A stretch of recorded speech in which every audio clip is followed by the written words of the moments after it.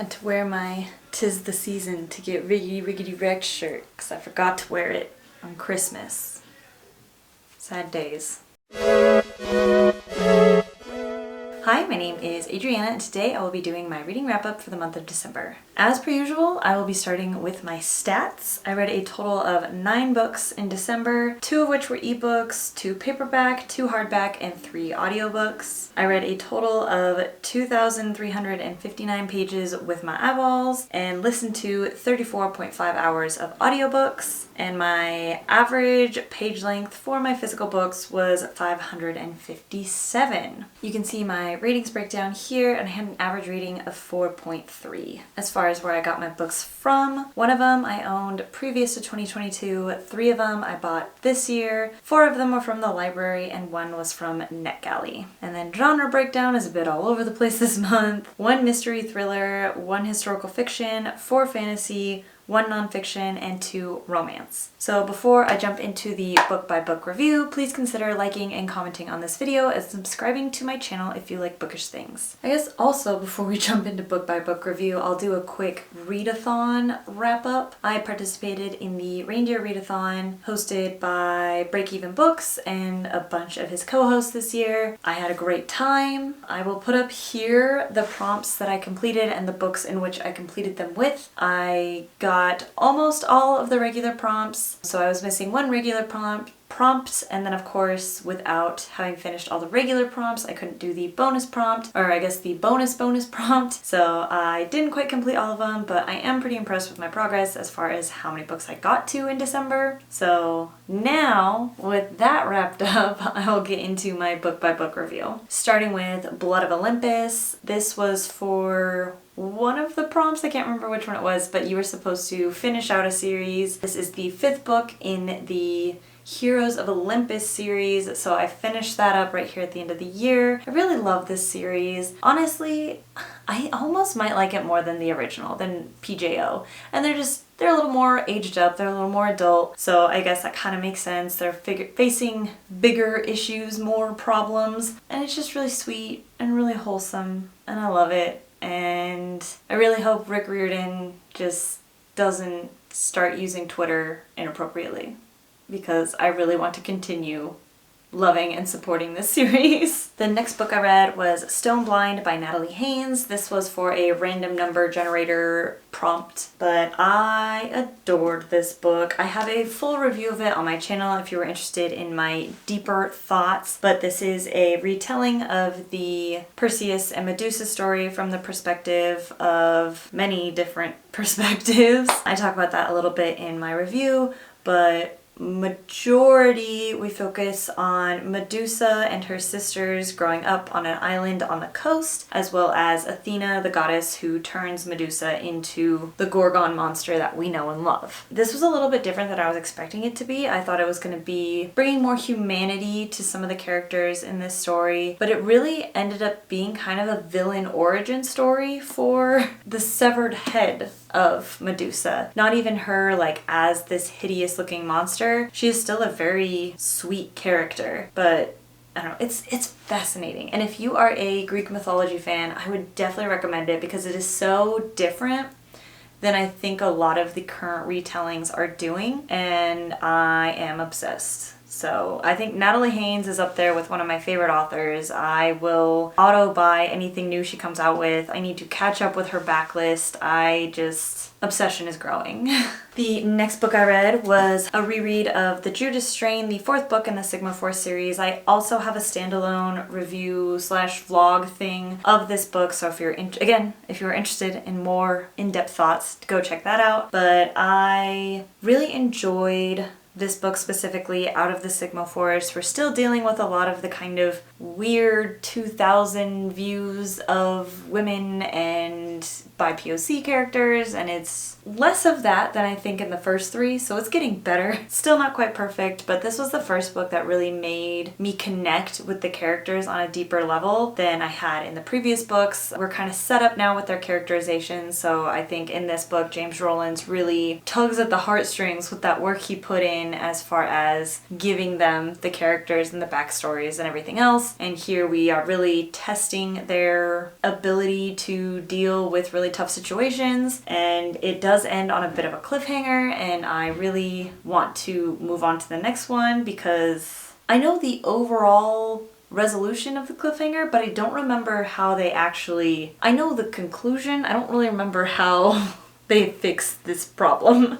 So I am very much looking forward to picking up the next book, and we'll obviously be doing a review on it. The next book I listened to was actually a recommendation from Ruby Read, and it was How to Read Now. I think this is a book that everyone should read. Like, not just readers, but people who ingest media in our current day and age. The author really focuses not just on physical books, but how we interact with TV and film, and again, any sort of media content that you ingest, how to ingest it critically and really think about why things are written the way they are. It is written as a collection of essays, so you can read it piecewise, I suppose. As I was listening to it as an audiobook, I just read them all the way through. I think my favorite essay in this one was Reading Teaches Us Empathy and Other Fictions, just because it really did challenge the way that I perceive my reading and trying to use my reading to expand my empathy. And this is a very like paradigm shifting book, and I think, again, if you ingest any media in today's day and age, I think it's really important. The next book I read was Black Sun by Rebecca Roanhorse. I buddy read this with Nat from Nerdy Nat Reads, and it was so fun to buddy read this one with somebody. There's so much going on, kind of jump timelines a little bit, so it was really nice for me personally to have someone to kind of bounce, you know, ideas and reading questions off of, as well as just reactions. There's so many big mic drop moments in this book, so to be able to like text each other and be like, oh my gosh, this just happened, what is it gonna mean for like all these other things, like it was just very cool. Explanation of what this book is: it is a fantasy inspired by pre-Columbian societies in North America, which in and itself is super dope. It's a very unique world and world building that you don't get to see in a lot of kind of more Western style fantasy. I guess technically pre-Columbian societies would be the West, but I guess European style societies. But we follow a young man, Serapio, whose destiny is to inhabit the form of a ancient god of his people in order to get revenge on the ruling class of this society as a whole. And it's weird because like on some level you know that what he's doing isn't really right on like I guess a moral level, but like on a cathartic level you're like cheering for him, and he's just a very likable character, so you're also cheering for him that way, but you know that like what he's doing is gonna cause a lot of chaos and a lot of death potentially, definitely.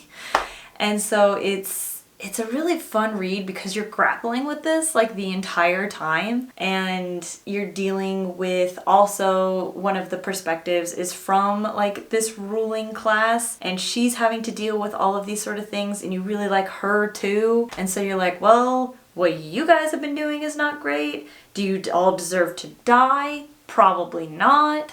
I don't know, but it's really, really good. And I've heard some mixed reviews on Fevered Star, so I enjoyed this so much. I would hate to read the second one and have it like diminish my feelings about this. So we'll have to see if I ever get to Fevered Star, but definitely would recommend Black Sun. So fun, so cool, incredible world building, fun, fast-paced plot, 10 out of 10. Recommend.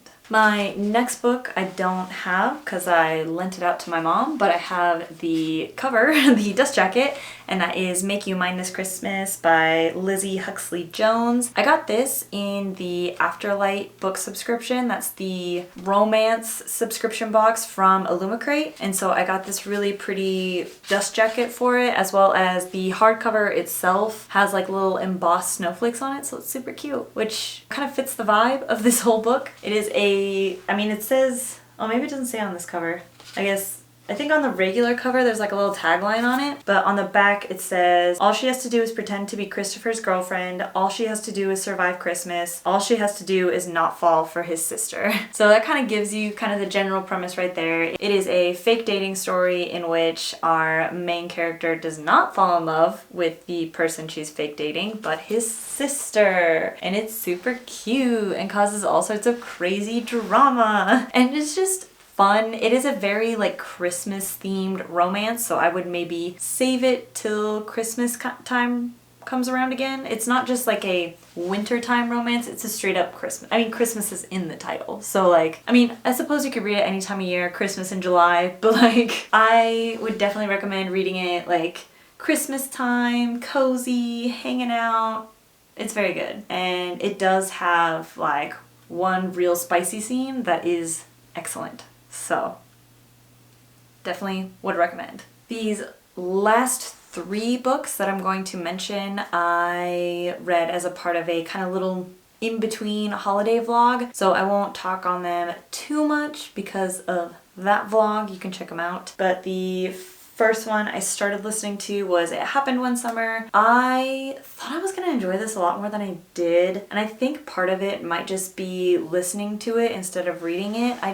It's a very spicy, steamy book, and for some reason those scenes just weren't hitting correctly listening to it via audio, and I think it might have gone better had I been reading it physically. So I'm definitely going to try her next one, which I think focuses on the sister, but it wasn't hitting quite right for me for some reason. But I'm gonna give it another shot. The next book I read was Legends and Lattes, and this lived up to the hype. I'm not gonna lie, it definitely lived up to all the hype. It is exactly what you expect when you hear everybody talking about it being a cozy, just nice story. Like, I think, what is the author always says about this book? Like a high fantasy with low stakes or something, and I just think that fits very, very well. It has like all of the different like Dungeons and Dragons species, orcs, elves, succubus, like it's just, they're all there and they're all living their like best chill fantasy life. This is the NPC character just like running a coffee shop while like all these other people are off doing adventures. The main character Viv like was this crazy adventurer, and now she just wants to slow life back down. And obviously there is like some, plot that happens that you're kind of following along with, but nothing is ever too dire for too long. Things get solved pretty quickly, which is just exactly what you want out of a book like this. And it was so perfect for like my stay at home, like that weird time frame between like Christmas and New Year's where it's just like there's nothing going on, but you're still just like cozy at home. I took off work, so it was just nice to be able to like sit down and read something relaxing during that little break I gave myself. And the last book I read for December, I did not give myself a break. I read Scatterlings, which is a super hard-hitting historical fiction that I got off of NetGalley. It is currently out already, so if you want to go ahead and read it, I would highly, highly recommend it. It is again, an historical fiction focused on a mixed-race family during the time in, I guess, apartheid South Africa. They passed a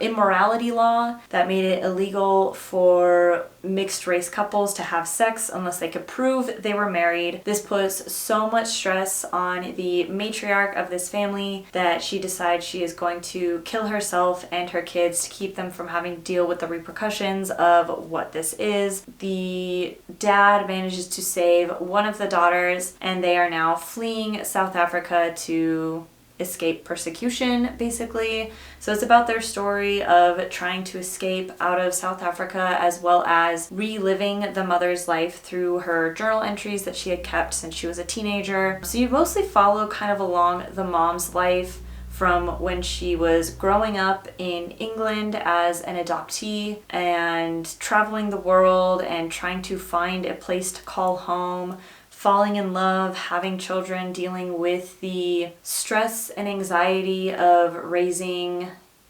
two black girls in a very racist society. It's extremely hard-hitting, but beautifully written. It is a very artful prose, which was a bit of a con for me because I'm not that smart. So it does take a lot of work to kind of connect to these characters through this more artful prose, but it does lend the story a lot more gravitas and I guess just makes it feel a lot more important. But I would definitely recommend this book if you are looking for something to, I guess, really hit you hard and deep and kind of learn about what apartheid could do to a family and how it could really destroy a culture and a people. So definitely would recommend. Those are all the books I read in December. I enjoyed pretty much all of them. I don't know what else to say. How do I normally end these? I guess if you have read any of these books, please let me know your thoughts down below. And if you have any questions on any of the books I read, again, please leave that down below. And thanks so much for watching, and I will catch you in the next video.